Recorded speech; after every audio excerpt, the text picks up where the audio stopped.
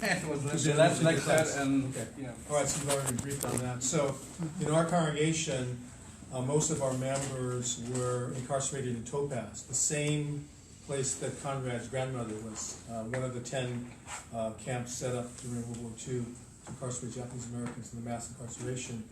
I actually met Konrad in 2008. Our congregation has had a partnership in Palestine with the West Bank village of Wadi Fakim, and we've been in partnership for about 10, 11, 12 years with that village. It's a primarily Muslim village. We're a Methodist church, so it's like our interfaith work in a sense, but it's our solidarity work with Palestinians as well.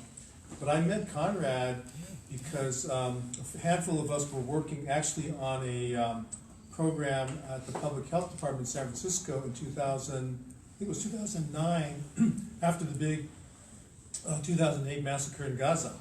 And we were holding a big forum about what had taken place in the massacre in Gaza and the aftermath of it.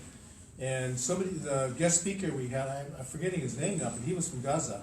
And he came up to me right after the program because I was talking about our role in solidarity as Japanese Americans. And he said, there's a guy I want you to meet who's doing a film on comparing the experiences. And I said, where does he live? He says, he's in New York. I just flew in from New York and there was a rally there and he was screening his film.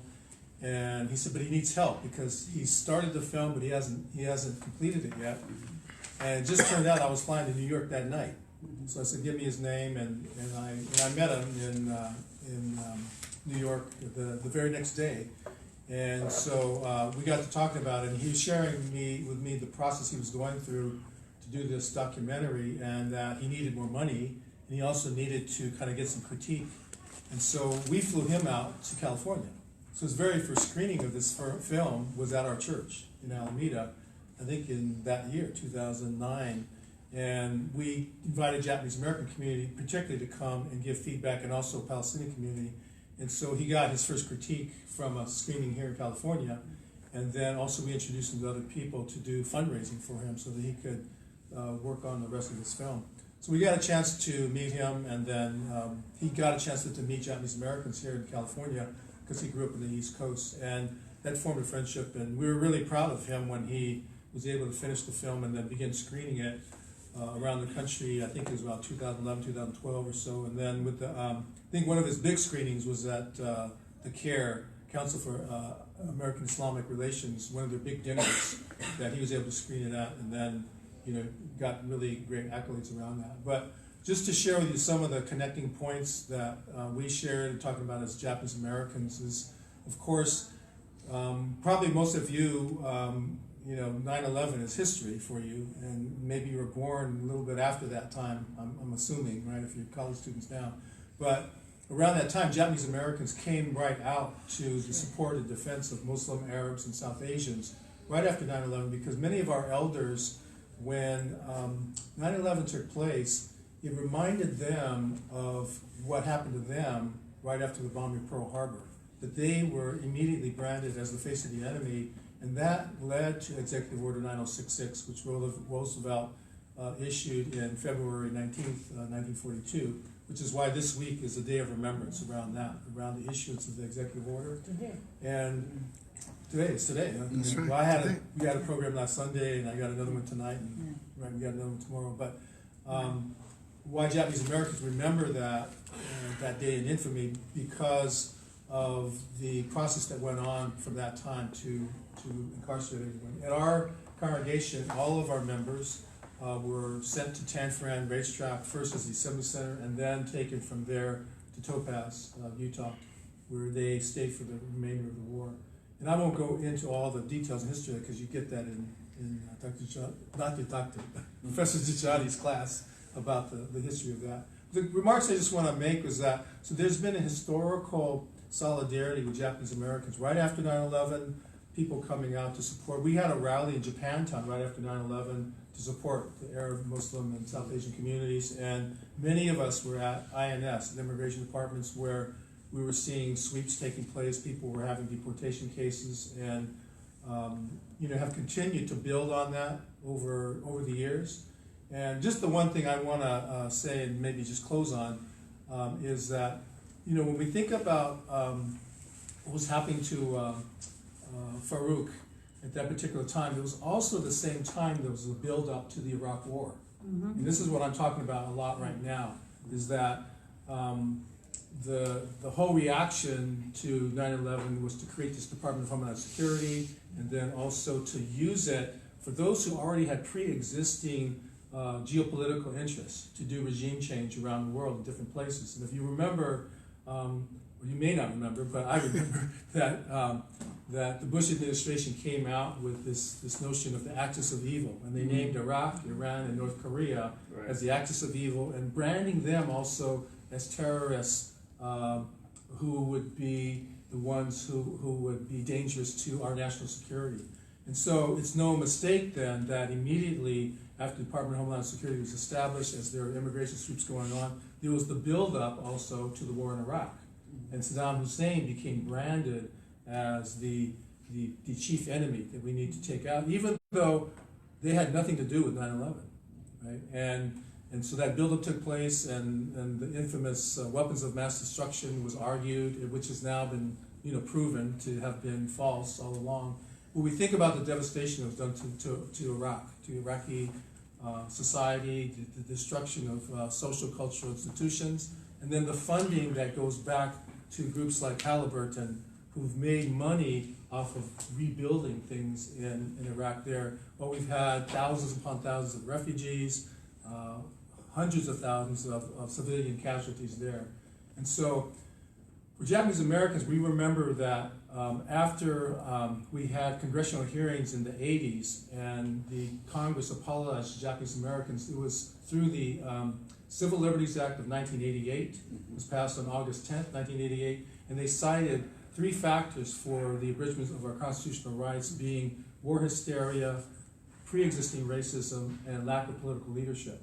So we always look at that toxic triangle and say, what's going on around these things post civil liberties apology? And that's where we see that was taking place in 9/11, that there's this war hysteria, branding of people as terrorists, and then political opportunism to do the FBI sweeps and sweep people up, but also the build-up to war was also creating more hysteria around enemies and then justifying our invasion into Iraq. And so the time we're living in now, I'm just telling people, all our DORs that we're having now, is that we have to keep our eyes alert around what's going on around us in terms of the buildup of war and the demonization right now of Iran. The killing of Soleimani, you know, was taking place at a time in which the president is also sort of building up this animus around the Iranian people. And the very next day, what does he do? He has a big rally touting about how we're getting ready. We're getting ready. And then the stock market went up the next day. Whose stocks went up? All the defense companies. The very next day, skyrocketed because people are investing in war. So we have to be careful and watch and be vigilant about that. And so I think the larger anti-war movement right now is so important. At the same time, we look at our vigilance around protecting the rights of immigrants and looking at what's happening with the Muslim ban. There's 2 iterations of it, and also what's going on now with detention centers and immigration policies targeting. Now we're targeting folks coming across the border as though they're enemy aliens invading us, right? And we're invoking national security to talk about funding for the wall at the border as well. So at multiple levels, I think we need to be very, very cautious and wary and vigilant about what's going on around us, and just be careful of what we see around war making, around political opportunism, around racism, and also Islamophobia right now. I'm going to stop there. Before actually, one more question before I go to Dr. Abdulhadi, because something stuck with me from previously when you were at my class talking about the stigma that kind of stuck around with Japanese Americans. They really didn't discuss this issue for many years, and then you see it in the film where Konrad kind of like, oh, I want to go and see my grandmother because this is a taboo subject, pretty much so. And now we're seeing more Japanese Americans being vocal about, and every year we are discussing this issue. Yeah. Can you talk Well, a couple levels of that, I think. And some of them didn't even choose to return to the communities that they were taken away from because they were ashamed to go back to the same neighborhoods. A couple of things about, I think, pertaining to that in terms of Japanese American culture, I think, and experience is that in the culture, it's impolite to talk about yourself. So there's a phrase called NDO, which is like you hold back. And so many of us have to navigate that in multicultural settings where we wait for other people to talk first before we talk up.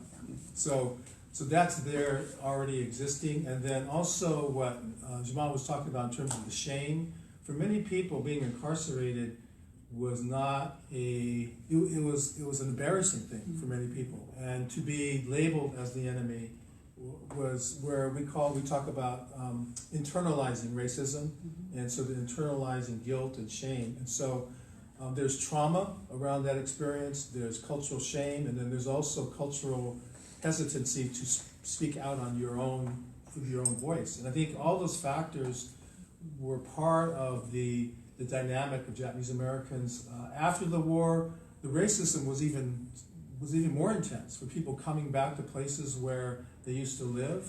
And so people had to kind of duck their heads in a way to survive, to get jobs against discriminatory employment markets, to get housing when you couldn't get housing. Many people lived at our church, and in Japanese American community, in churches and in Buddhist temples, people lived there. The churches were hostels because people didn't have anywhere to go oftentimes and didn't have places to return to.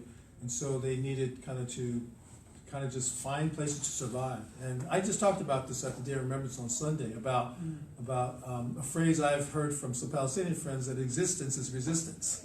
Just to survive sometimes when people are trying to wipe you out, just to survive and to exist is to resist. And so that we may be able to appropriate that now and not apologize for not having been outspoken in the past, because people had to work hard just to survive, just to get food on the plate for children and families, to make sure there's going to be a future. But now what is happening is there's a new uprising of Japanese American voices where people are looking back at the history, and particularly young people and old people too. And the story I like to tell is my own father, who's 98 years old, and who never spoke publicly about any of this stuff. And when we had the congressional hearings in 1981, I really urged my mother and father to come out to speak, but they just didn't want to do it. And they agreed to come, and then I did the testimony, and they supported me.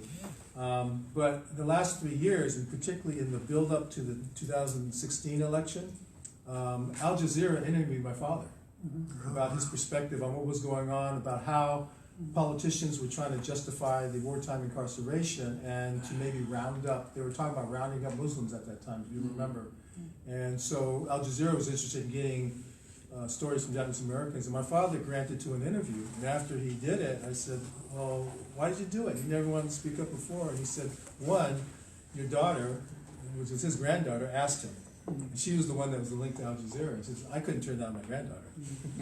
But he could turn me down. Yeah, of course, yeah. And secondly, he said, all the guys who spoke up in my generation, most of them are gone. And I owe it to them, because they carried the voice for the rest of us. And so, my turn to speak up. So he was the oldest guy at Day of Remembrance on Sunday at the Kabuki Theater, and we were able to introduce him and recognize him. And so things have been shifting and changing, and we've been finding that as people have felt sort of the strength from others, they are now speaking out even more. And Japanese American communities now, one of the things we talked about on Sunday was there's a group called Suru for Solidarity, which you may have heard of, is now organizing a mass mobilization in Washington, D.C.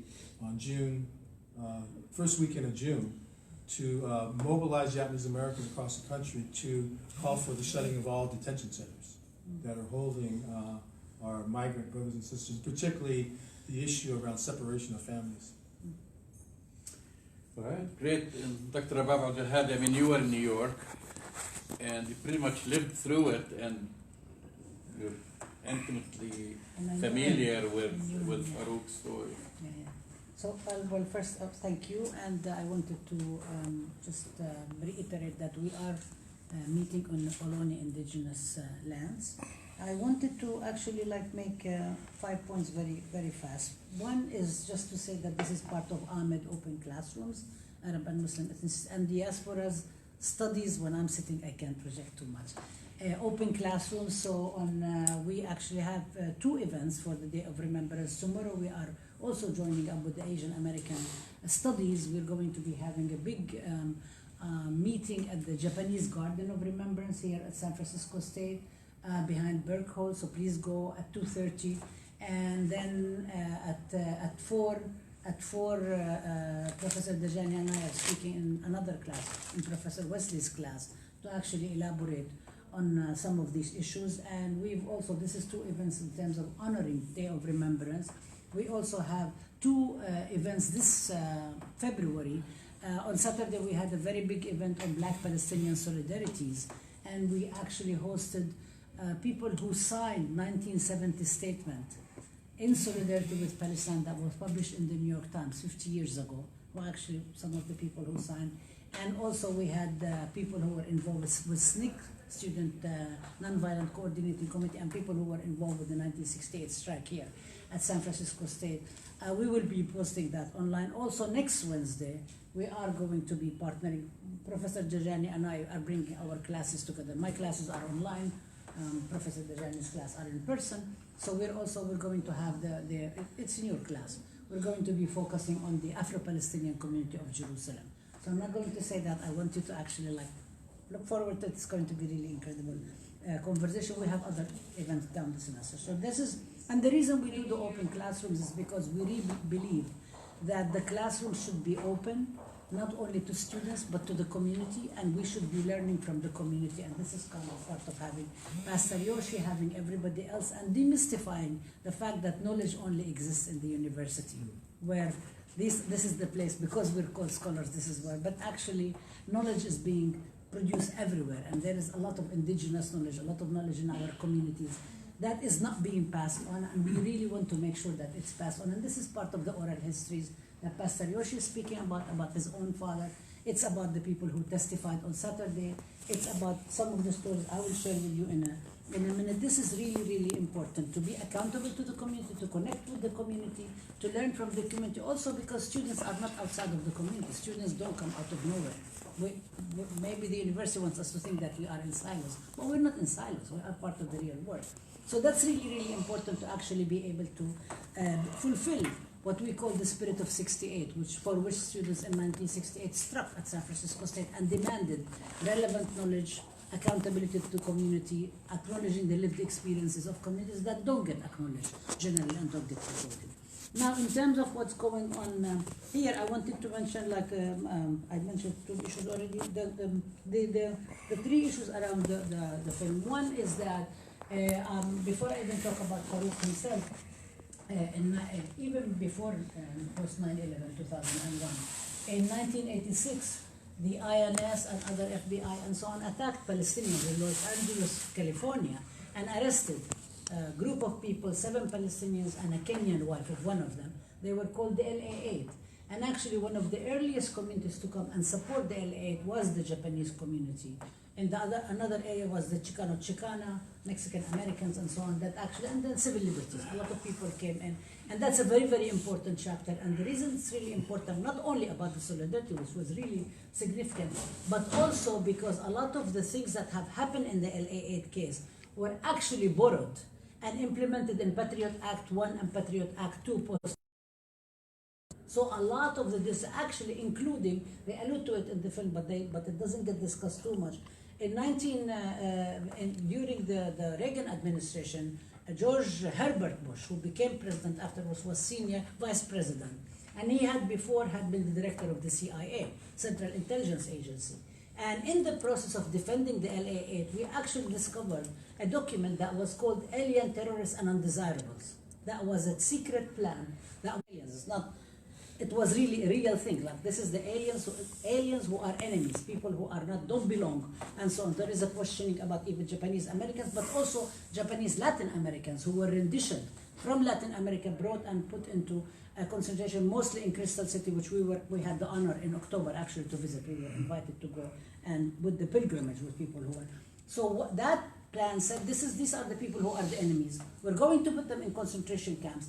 And actually there was a lot of discussions, and one of the places were Oakdale, Louisiana, and I remember clearly on Nightline at the time, one of the very famous TV programs that started with the hostage crisis, the Iranian hostage crisis.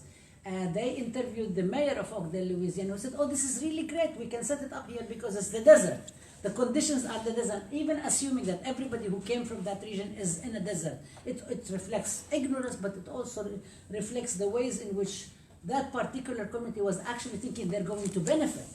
Because of this disciplinary and surveillance camps that will get constructed, there is a whole economy that gets constructed around it. So there was constructing people as enemies, discriminating against them. It was really serious. And then after 9/11/2001, a lot of these provisions from the LA 8 case actually were included and inserted in Patriot Act 1 and Patriot Act 2. And there is a lot of discussion about it. So there is a lot of connections, not only in terms of solidarity, but also in terms of the ways, the parallels keeps coming. And the Japanese community has been doing in the last few years, especially after Trump came and he started saying anti-immigrant, racist stuff and so on. The slogan has been, no, don't repeat history. We will not repeat history. That's in the Japanese community. In the Jewish community, the slogan was never again for anyone. And there were a lot of, last year, there were a lot of Jewish groups who actually went to the INS and went, not INS, Homeland, and they basically said never again for anyone. It's not just never again for Jews, never again the Holocaust, never again for anyone. We don't want to repeat tragedies of history. We want to be able to actually think about how do we build a better world for all of us, okay? So there is a lot of parallels that I think really important historically, and that's also part of why we think about history. So I'm going to come to my own, so I knew Farouk. He was one of the activists in New York, and I'm like Farouk, I grew up under Israeli occupation and under Jordanian rule. So I actually know what it means to be able to grow in some place and also come here and also be always exposed to the possibilities, whether you speak or you don't speak. So there is the whole question. And we also have something also where we say we don't like to say I. So every time, for example, I use a sentence in passive tense, Google always corrects me.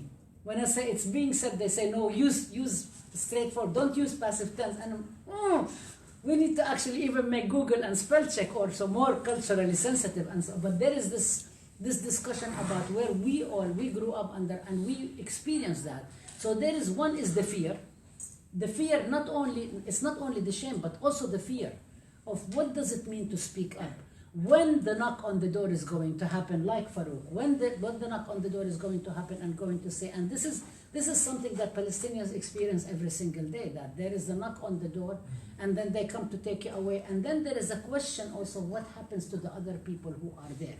So when the military soldiers come and they say, and I know this is like what happened to also my brother family, when they come and they say, we're going to take everybody and so on, what do you do? What do you do if you're not the person who's being taken?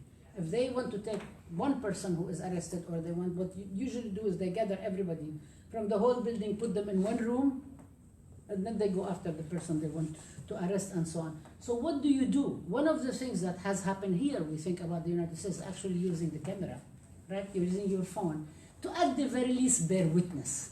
So there is one thing about speaking about history, the other thing is bearing witness and saying, I'm not going to stand by. If something wrong is going on, at the very least, I'll document it. Okay, this is what happened to Rodney King in LA, in many places, Black Lives Matter, Ferguson, and so on. This is how people also see what's going on. Because part of the problem is that when we tell our stories, we are actually not believed.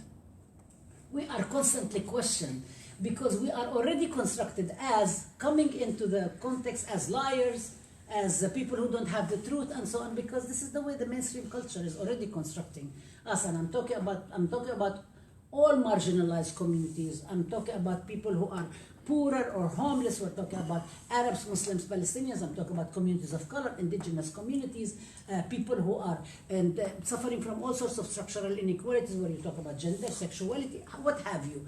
Things are constructed in such a way that reproduce the power in the system. So when you at the very least document, and it not always work, but at the very least you actually say this happened. So it's part of it remembering your oral histories. Part of it is actually also bearing witness and saying, I'm not just going to stand by, because as Bishop Tutu from South Africa said that if there is injustice and if you're silent, if you're neutral, when things are right and wrong, you're complicit. Because when you don't do anything, you're perpetuating the status quo. And so for me, it's kind of like growing up, and I'm always conscious of it. I'm always conscious about where you speak, what you speak, how do you speak. I mean, in a lot of places on the movie, in the documentary, they say your name is Abdul. My name is Abdulhadi, right? So I'm kind of like already, I have an accent.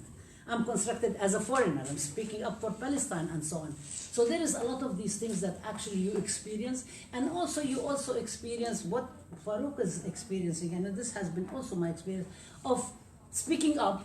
You go to protest, of course you're going to go to protest, but you don't just go to protest for Palestine. You go to protest around anything that's unjust, anything that's really wrong. You participate.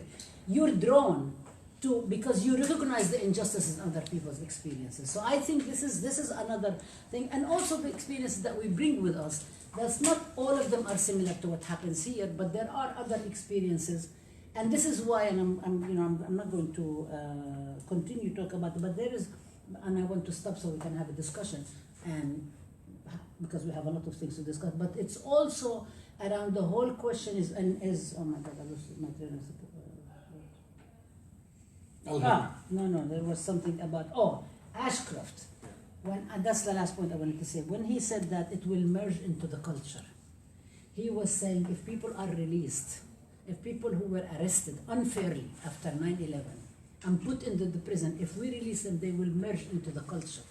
So there is also the sense of kind of like the people who are already accused. They actually have not been convicted. They haven't. Half of the people in Guantanamo actually are just held unfairly. We know, you can go check and see what was, aside from the torture and everything else. So they're already accused, they're already guilty by association. You already say Arabs, Muslims, and Palestinians are terrorists. So by association, everybody who was adjacent becomes seen as that. So then the next step of it is that if you actually interact, you get contaminated yourself.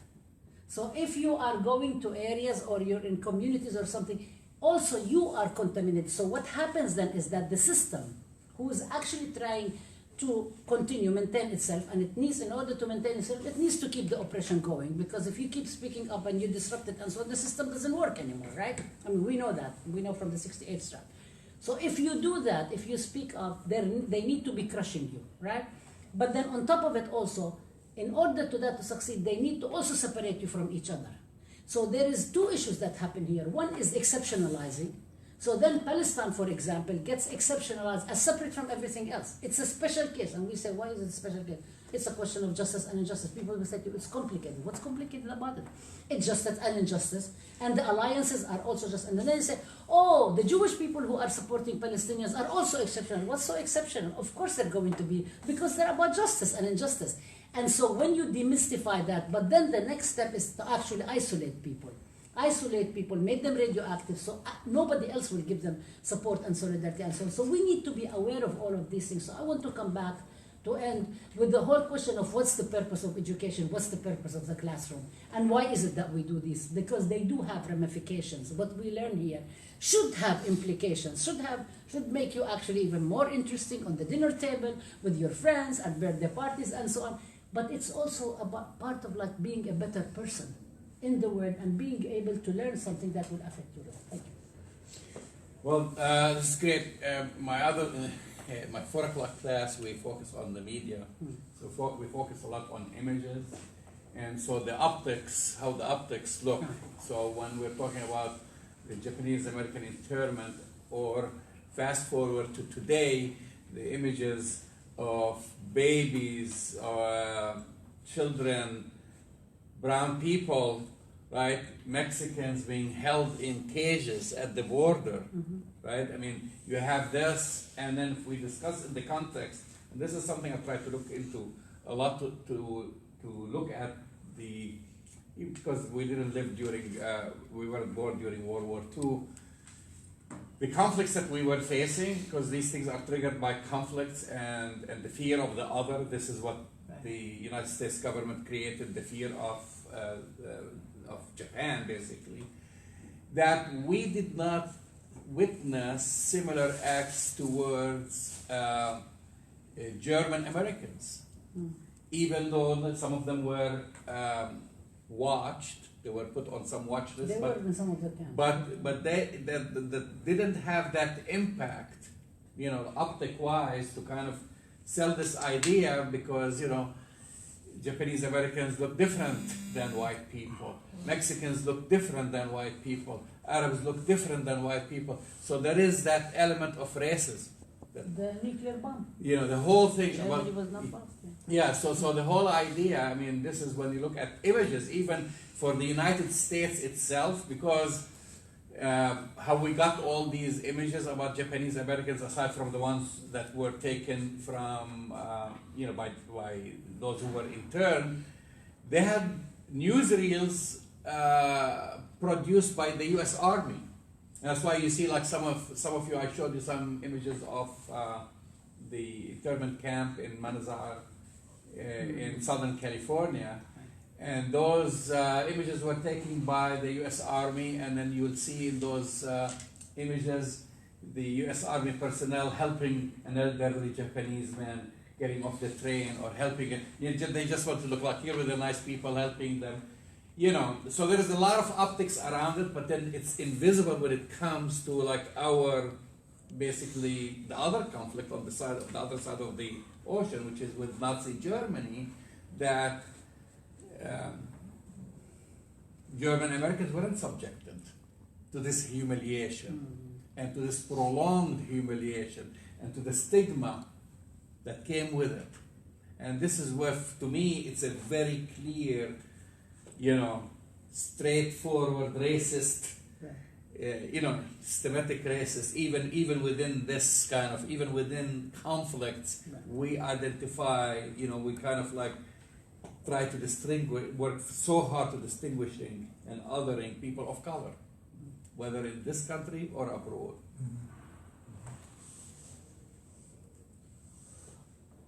Questions? Let's go to questions actually and comments.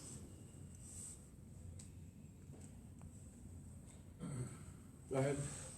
So Can you identify? Can you say your name, please? Your name. Oh yeah, it's Farouk. So my question is, for those actual physical camps, are they still around today, or have they completely shut them down, and what is the current status of them? What was the question? The camps, he's asking if the camps exist. Some of them exist, like the one in Southern California, it's like a museum. Oh, it's a museum now? Yeah. Okay. Let me share with this with you too. So with the Civil Liberties Act passed in 1988, after that there were also funds created for what we call Civil Liberties Fund. In fact, in California, there's a Civil Liberties Fund to do education, ongoing education about Japanese American history. And then there's also been leverage placed in the federal government to preserve some of these sites as historical sites. So, for example, Topaz, where my father's family was incarcerated, and members of my church also, there's efforts now for there to be a museum, just like in Manzanar. And in fact, we took a trip there last summer. We had about 25 people go. And so in Delta, which is a few miles away from where the Topaz site is, they have a museum there. They've done great work on it to preserve photos and historical relics of the period. And then at the camp itself, the space is still there, and the museum has access to the property, and there's nothing there. It's just open fields. But they have marked the barracks where families were located, so that when we went there, we could find, they have numbers of where the barracks were, so we could all walk to the place where our families were held there. And in different places, there's monuments that are there. My mother's side was incarcerated in Jerome, Arkansas. So years ago, I had a chance to go to Arkansas. There were 2 camps in Arkansas. One was in Jerome, one was in Rower. And they have some monuments there that Japanese American organizations have put up for people to visit. And the interesting thing right now is that from younger generations, there's a lot more interest now, and people are taking more and more pilgrimages. If any of you are interested, Manzanar does an annual pilgrimage, which is the camp in Southern California, and they've done intentional joint trips with the Muslim and Arab community. And I think the last 4 or 5 years, they jointly work with like Council of American Islamic Relations organizations or other groups, In fact, one of my young people who went to Davis was part of organizing 2 years ago, and she said it was a great experience for her to get to know the Muslim and Arab communities working together. And they put together a little video. And if you Google Manzanar trip, I think you'll find a video piece put together where you have Muslim voices on the bus talking about what does this mean for us to take this trip in solidarity with Japanese Americans. And you have some Japanese Americans also talking on the video as well about that. And then Tule Lake is another place in Northern California, which has they don't do it every year, but they're going to do the trip next year, this year in July, the July 4th week, during that week. And signups are taking place right now. They've always done work there to also have the narratives shared together. And the last time I went on that trip, we did a program to talk about the kind of collective stories and solidarity work together. I want to add something about Crystal City, because we were invited to go to Crystal City on the 60th pilgrimage in October, and we felt really, really honored to do so. And it was very interesting because we went through also all the sites, and we were, one of the people who were guiding us was a member of the Chicano community, which is now in the majority in Crystal City. They were not involved, the Chicano community were not involved in setting up the concentration camp. Actually, they were set up in some places of the camp that used to be the housing for the migrant workers. So Mexicans used to come and pick fruits and so on, but that area was supposed to be the Spanish capital of the world. So they have a huge statue for Popeye and so on. Like, there's a lot of interesting things to think about anecdotally. But people, so they used to come. So one of the people who were actually guiding us through and showing us the school and showing us the places and so on was from the Mexican, and he was one of the kids in the school, and he told us about all the discrimination that was happening against Mexican community and Mexican American community in the area, and also what was happening when the Japanese people were interned. And he said, actually, he told us one story, which is all this oral history that needs to be preserved. His grandmother was cooking, and some of the people who were in the camp smelled, so they came and she started giving them food, of course. She did not realize, and then the US government comes in and gets so upset because now she is feeding the enemy who are in the camp, but she did not see them as enemies. She saw them as other human beings. And the Crystal City itself, the municipality, the county, and so on, actually welcomed the people who were returning to the camps from the 40s. And they had this beautiful ceremony of actually commemorating the people who passed away in various, really amazing, very impressive. And they have this huge water, what do you call it, water reservoir. On it they say that like we're against exclusion of people, and so there is also not repeating history, connecting with stuff that happened in the past. And then so we were there, we also told our stories, we connected Palestine with, so we did all of this, and this is an ongoing thing that's really important to keep remembering, for on its own, but also on how it also connects with other people's experiences. Yeah, absolutely. Any more questions? Yeah, go ahead. I was wondering if there's a collection or archive of Japanese picture. American. Yeah. If you Google something called Densho, DENSHO, they are the national digital archive for Japanese American history. In fact, they're doing more than that too. I didn't mention this, when we went to Topaz last year, when we were there, we got word that a place called Fort Sill, Oklahoma was going to be turned into a migrant detention center for migrant children. And then when we got back, we were ready to organize on that, but Suda for Solidarity and Densho, this National Archive group, were already on it to organize people to fly into Oklahoma to protest that. And so Japanese Americans mobilized, and then people together with other groups, local groups and other groups that flew in as well, formed a coalition, and the protests went on for some time. And then I think it was about a month, then the government announced that we're not going to use it as a detention center. So that's why the momentum has been moving to shut down detention centers across the country. Just quickly, if you want to Google anything, not Google, research,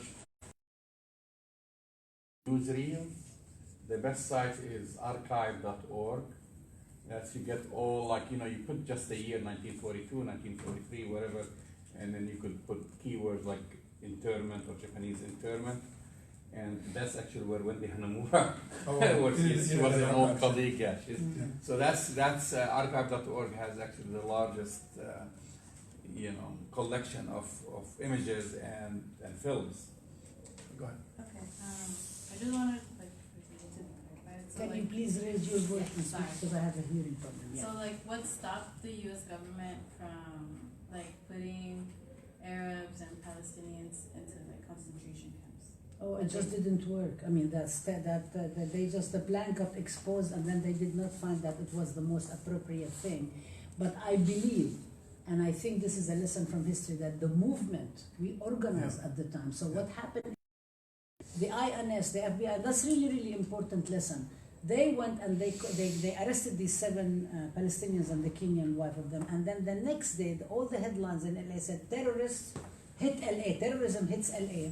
And it was 250 Asians. They shackled them, they handcuffed them, they put them in prison. And what they were doing is they were actually speaking up for Palestine. I mean, and so the government prosecuted them under something called the McCarran-Walter Act. The McCarran-Walter Act was an act inherited during McCarthyism that basically prosecuted anybody who was supposed to be involved in multiple things, including Nazism, including trying to overthrow the government by force, and so on and so forth. And so at the time, I was one of the people who was actually organizing around the Committee for Justice in support of the LAA. So this is kind of, to me, is very, very much, I know it almost firsthand. Not as much as the people who were in prison, but as part of the support. So what the government at the time, Reagan administration, had a huge crisis, because the Reagan administration was trying to put down the movements in Central America, in El Salvador, in Nicaragua, in Honduras, in Guatemala. I mean, there were massacres going on. There was a lot of the stuff that I'm sure you study in other classes. Rigoberta Menchú, we have a room here called Rigoberta Menchú. Her life story from Guatemala tells you what has happened and so on. Anyway, so the Reagan administration was having a serious problem because they were trying to support what is called the contrast against to actually tilt the balance in favor of right-wing dictatorships, death squads in Central America. They were failing. There were 250,000 people from the US who had gone to Central America and so on. So they tried to prosecute something called CISPES, Committee in Solidarity with the People of El Salvador. They tried to do hearings and so on. They failed. They couldn't actually stop that, okay? We know afterwards the exposure of the Iran-Contra affairs, that they tried to sell money to Iran to use the money to fund the death squads that the Congress was not allowing them to fund, right? But what they were trying, so then they started a different plan. They said, oh, okay, you know what? The Palestinians are the weakest link in the chain in terms of people who are targeted in terms of the peace and justice movement. We target the Palestinians, we will be able then to extend it to everybody else. So they went on target, and they thought this will send a chilling effect in the community. And all Arabs, Muslims, Palestinians, everybody will be so scared, as well as the peace movement. Actually, what happened is that from the LAA to everybody else, so they could not pass that plan. They were trying to, this is like what Pastor Yoshii says, is that you're going to try to do it, you try to put kids in cages and so on, when there is a huge movement against it, you keep trying, but it gives you obstacles. So you can't actually extend that. And that's, I believe that's one of the things that has happened, that they actually could not. After 20 years, they had to settle with the LAA, the last 2 defendants of the LAA. The problem is that they took all the provisions they learned about surveillance and security and so on, and they put it in Patriot Act 1, Patriot Act 2, because it's against all our communities. So in that sense, they inherited some of the stuff, but actually the strength of the movement did stop the possibilities of doing something like that. And the experience of the Japanese people, from other people, all the communities that came and so forth, actually definitely had a huge impact on that. Also, just to add to this, I think also, it's a different age. This is the age of the internet. News travels fast, so you don't need the old or legacy platforms, meaning print media and so forth. People learn about things in real time and mobilizes. So people, that's why, for example, in from 47 onward, 1947, 1948, and it was the ethnic cleansing of Palestinians, and who were pretty much invisible on TV or on your computer screens because they didn't exist, and Israel managed basically to get rid of half the population of Palestine in a very, very short period of time. And while today, even though atrocities are committed, we don't have that mass transfers and mass expulsions, and that's why they're trying to do some new tricks, like with the so-called piece of deal of the century, where they want to transfer the whole area of the Galilee, like in a legal way, 250,000 Palestinians into the future state. So as long as you don't have these kind of like images that you'll see, like now, you know, the same thing. Like I think what we saw with the children in being held in cages, and that's why you had that outcry. So imagine if you didn't have the internet and you didn't have the images, nobody would have learned about this, or we would have learned about these stories 6 months later or a year later, and you will not have the same impact and the same result. I just want to follow up with this issue, and there's a couple of things you both said earlier too. I'm just curious, in the room here, what countries do your families come from? You can just shout them out. Everywhere. Afghanistan. Afghanistan? Salvador. Where? El Salvador. El Salvador? Come on, Palestine. Palestine? What? Somebody is whispering. Mexico. Shout it out. Romania. Laos. Japan. Yeah. Okay. Mexico. Mexico? Mexico? Ethiopia? So you, see, here's the thing, and Dr. Abdulhadi was saying in the very beginning, which I really appreciate about working with her, about education, and that education with community is different from just academia. I don't have a PhD, but I have a PhD in my own history. Okay, and you all are the authors of your own history when you write your own history and you work with your people to tell your stories. And what Professor Dajani was saying earlier too is around media, and how media, the way the media does include things or not include things affects all of us. So that all of you have the power to tell your stories from your families and also in your communities as well, because you're living it, right? And your families are the ones that are living issues coming from Mexico across the border, right? Or from El Salvador across the border, or from Palestine as well. And the thing is, we're dealing with a media right now that controls the narratives and controls in such a way that we don't hear the reality of what's going on in different places around the world. I was at a rally recently with folks working on the issues in Yemen and all the killings taking place there, because the Yemenese community came together and said, we need to tell the stories of all the killings that have been